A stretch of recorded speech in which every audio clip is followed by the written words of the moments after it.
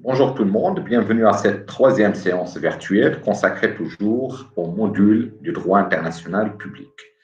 Les précédentes séances, nous avions attaqué la première source du droit international public, à savoir les traités internationaux, et on avait étudié leurs caractéristiques, leur classement, etc., etc., les conditions d'application et autres. Aujourd'hui, nous allons consacrer cette séance à l'étude de la formation des traités internationaux, c'est-à-dire la section numéro 2, comme vous pouvez le voir sur le diapo qui est juste en face. Très bien. Qu'est-ce qu'on entend dire par la formation des traités internationaux? Vous savez, vous avez déjà étudié ça dans le cadre du droit privé, le droit civil ou bien le droit commercial. Il y a ce qu'on appelle les contrats entre deux ou plusieurs parties.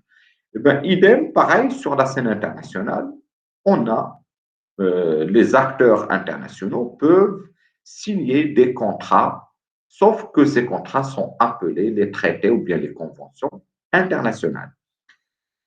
Avant de conclure ces traités ou bien ces conventions, il y a plusieurs procédures, il y a plusieurs étapes à respecter.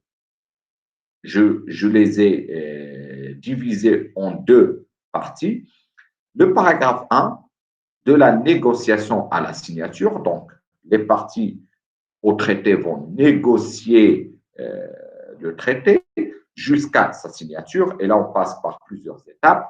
Et la deuxième étape, la ratification et l'entrée en vigueur, c'est ce qui fera l'objet de notre deuxième paragraphe intitulé Ratification et entrée en vigueur du traité. Mais commençons tout d'abord par la formation des traités internationaux, de la négociation à la signature. La négociation, ça veut dire quoi?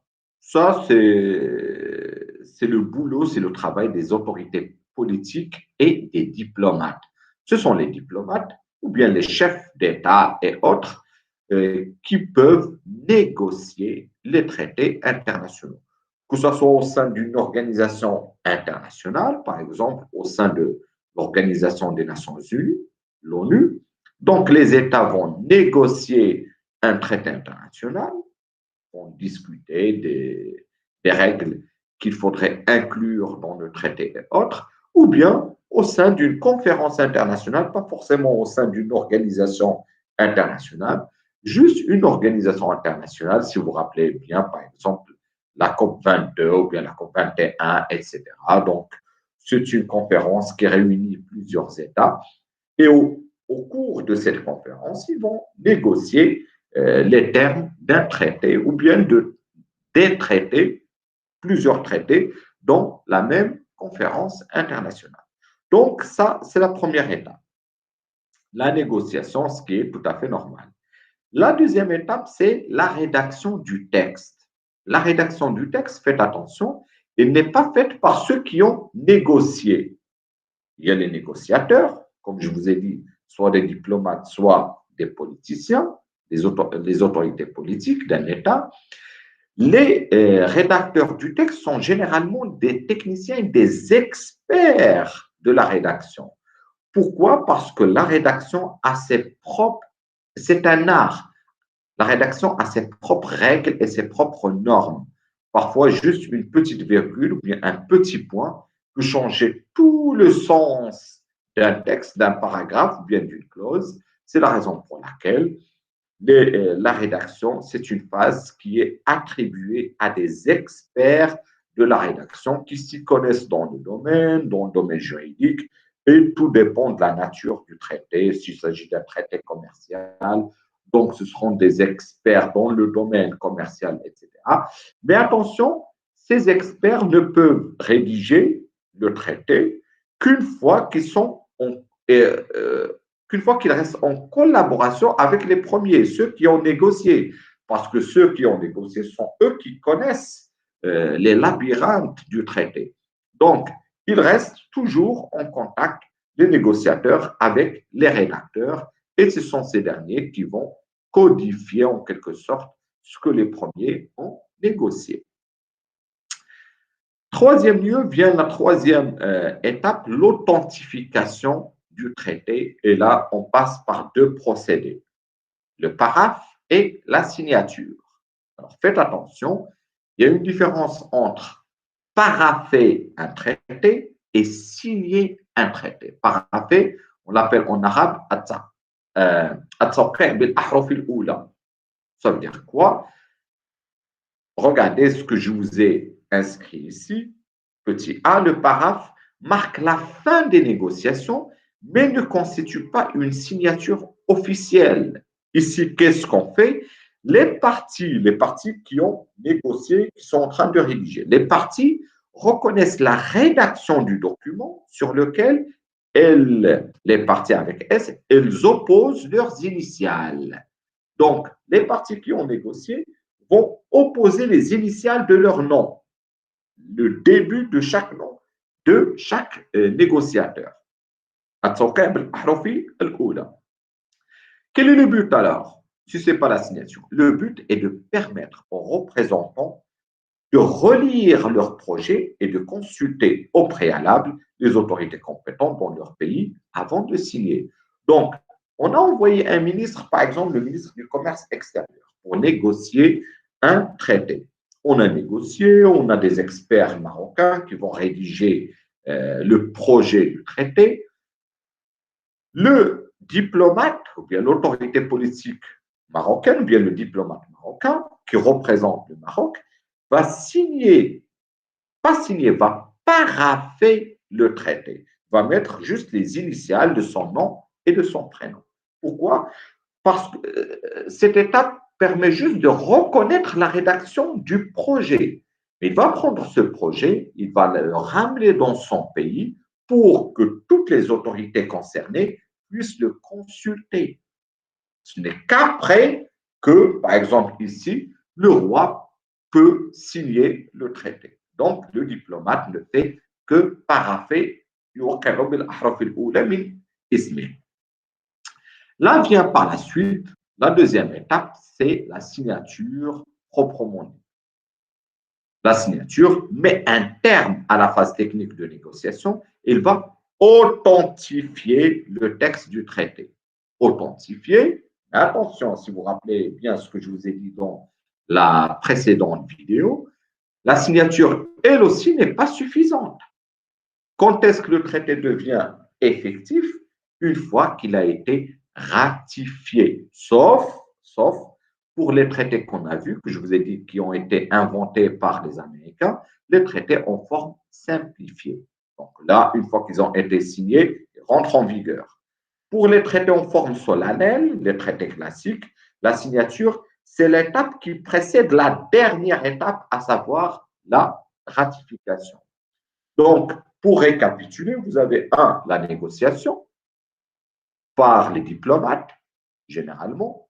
2, la rédaction par des experts dans la rédaction, des techniciens qui restent en contact avec les négociateurs.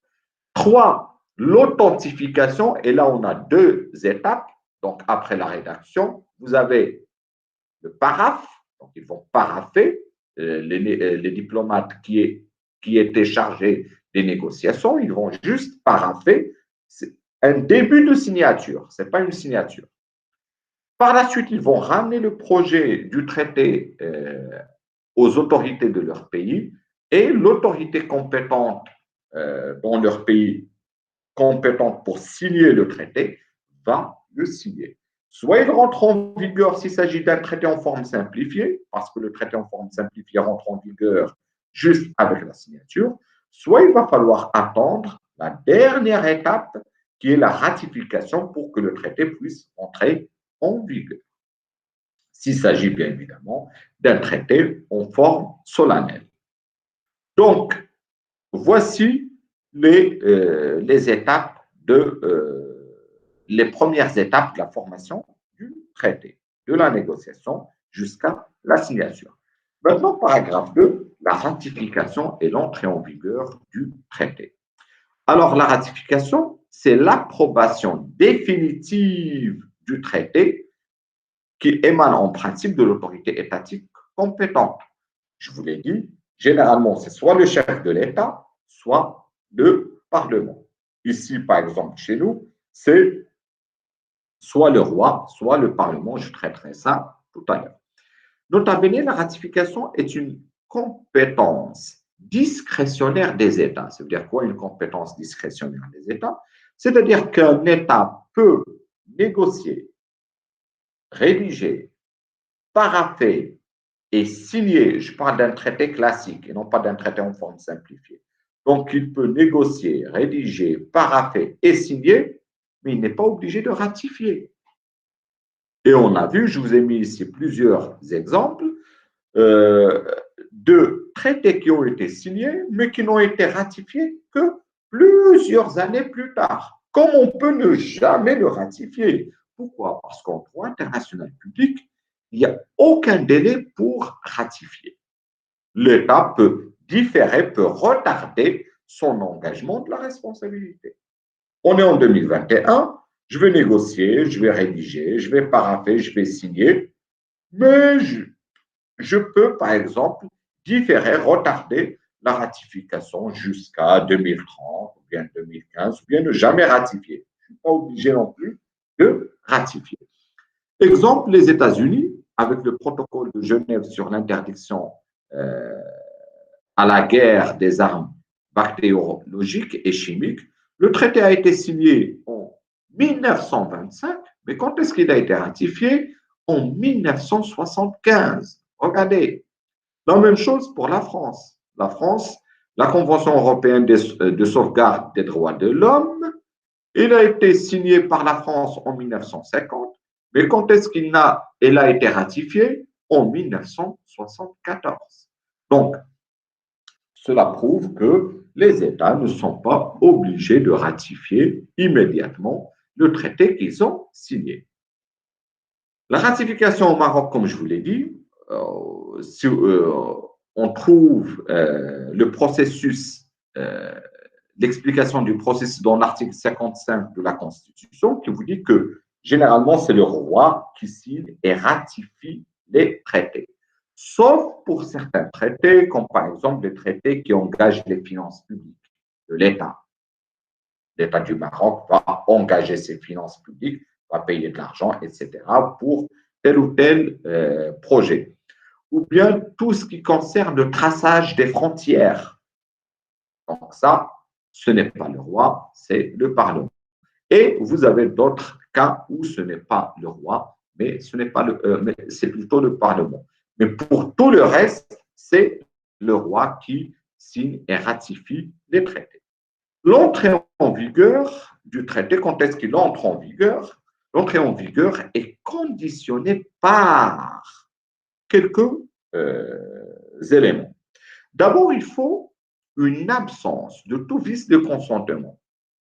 J'imagine que vous connaissez les vices de consentement.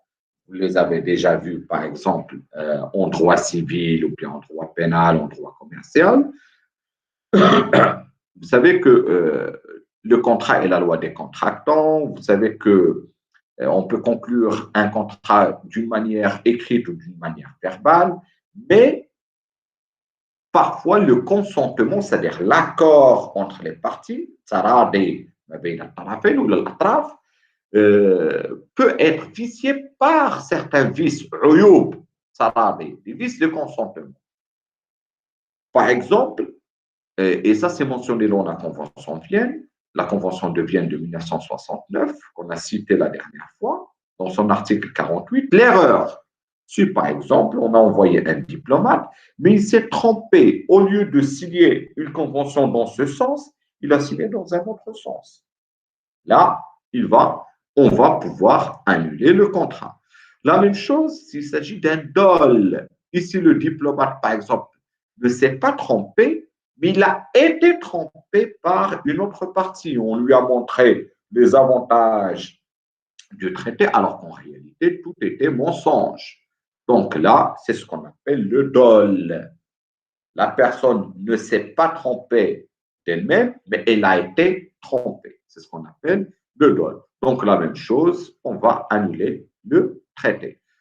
La même chose, la corruption. Si le diplomate qu'on a envoyé a touché la corruption du représentant de l'État, et par la suite, les autorités étatiques s'étaient rendues compte que leur représentant a touché l'argent ou bien un bénéfice, pas forcément de l'argent, n'importe quel avantage, donc ils peuvent revenir sur leur engagement et prouver que voilà, il y a eu corruption. Ou bien la violence, ou bien la contrainte.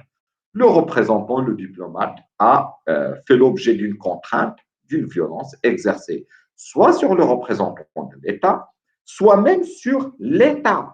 La contrainte exercée sur un État, soit par la menace ou l'emploi de la force, soit par des intimidations, etc., etc. Sur le plan commercial, par exemple, si tu ne signes pas le traité X, tu n'auras plus droit à des subventions qu'on te donne chaque année, etc. Si tu ne signes pas le traité X, tu n'auras pas le droit d'être membre dans le traité Y, etc. Tout ça, c'est ce qu'on appelle la contrainte et des menaces. Nota bene, seul l'État dont le consentement a été vicié peut s'en prévaloir, bien évidemment. Par exemple, vous avez trois États. L'État A fait l'objet, a été victime d'un vice de consentement, il peut se retirer. L'État B qui n'a pas fait l'objet d'un vice de consentement, normalement, n'a aucun fondement pour se retirer du traité, même s'il y a la possibilité de se retirer des traités. Mais ça ne sera pas juridiquement pardon, il ne peut pas se baser sur un vice de consentement. Il peut se baser sur d'autres justifications juridiques, mais pas sur le vice de consentement, parce que l'État B n'a pas été victime d'un vice de consentement. Très bien. La licéité de l'objet du traité. L'objet du traité devrait être licite. Et ça, c'est très, très, très important. Faites attention à ce point. Pourquoi? Parce que dans l'article 53 de la Convention de Vienne sur les traités de 1969, qu'est-ce qu'on peut lire? On peut lire « est nul tout traité qui, au moment de sa conclusion, est en conflit avec une norme impérative du droit international général, c'est-à-dire contraire au jus cogens ». Qu'est-ce que ça veut dire le jus cogens? C'est-à-dire, c'est une norme, c'est du latin, qui est assez souvent traduit par les normes impératives.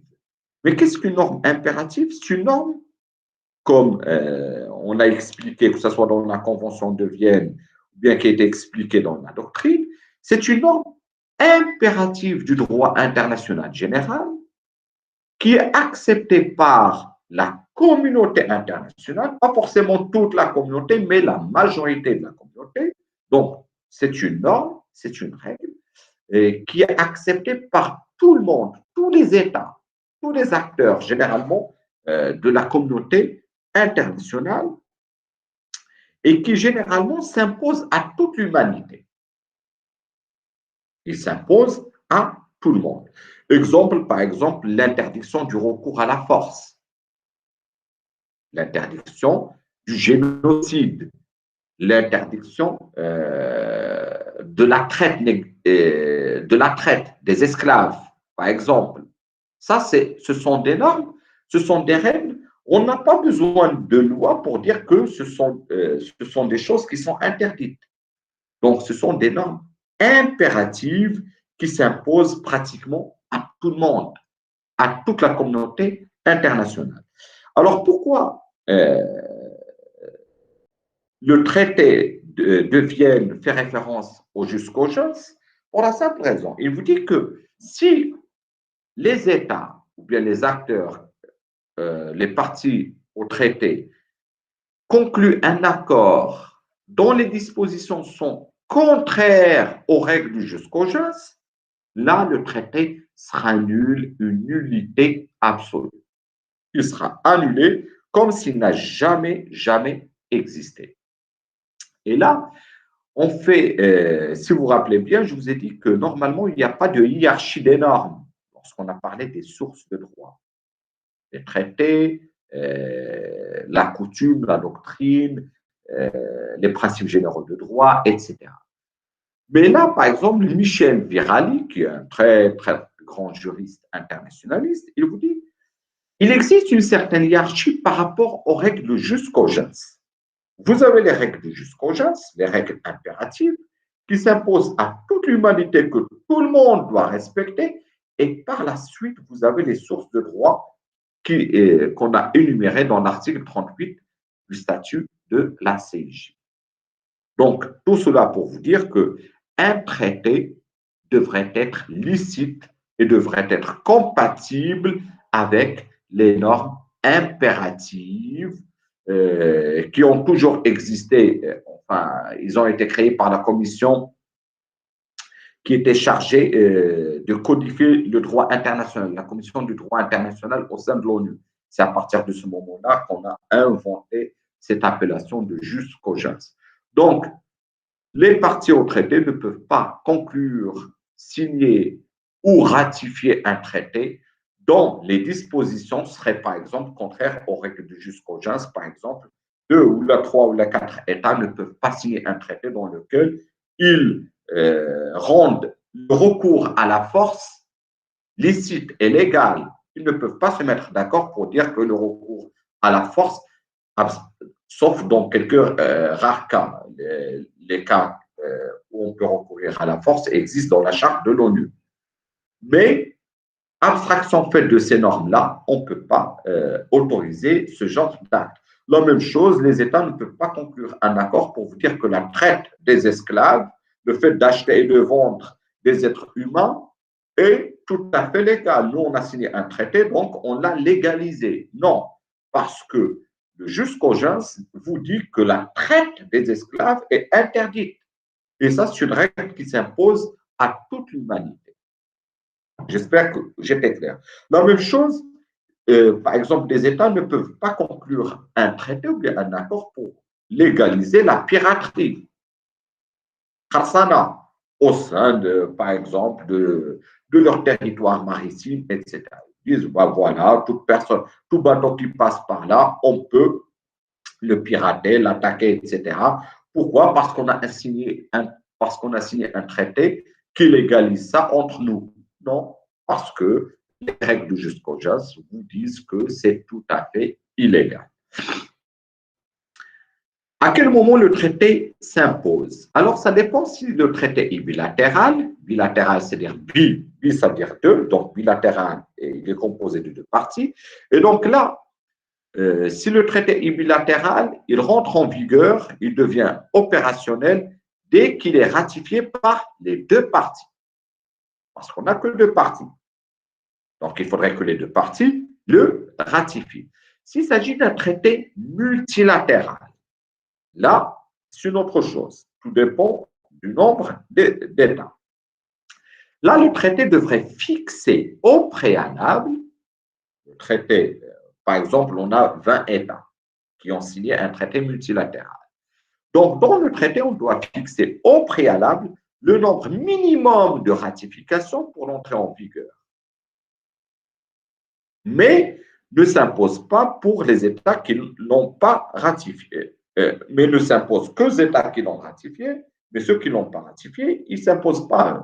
Par exemple, un traité a été signé par 20 États. Et on a mentionné au préalable, le jour où on était en train de rédiger le traité, que le traité deviendra effectif à partir du moment où 15 États l'ont ratifié, par exemple.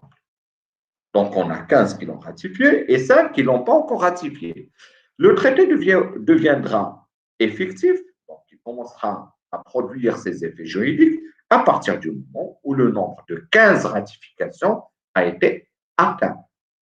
Les 5 qui ne l'ont pas ratifié, est-ce qu'ils seront concernés par le traité? Non.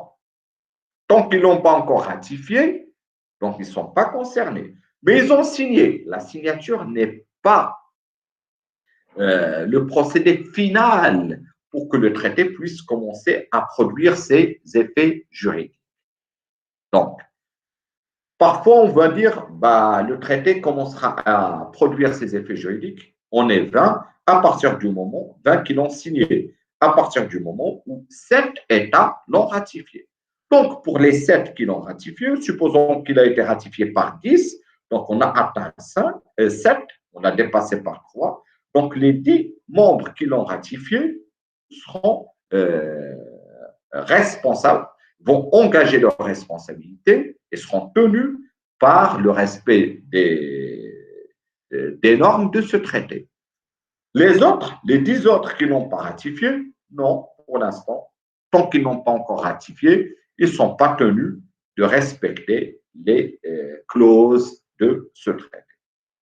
Voilà, je crois qu'on a fait le tour de toutes les parties qui concernent cette section. Si vous avez des questions, comme je vous l'ai dit, n'hésitez pas à me contacter et je répondrai volontiers.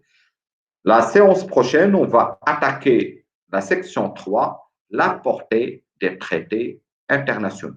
En attendant, je vous remercie et à bientôt.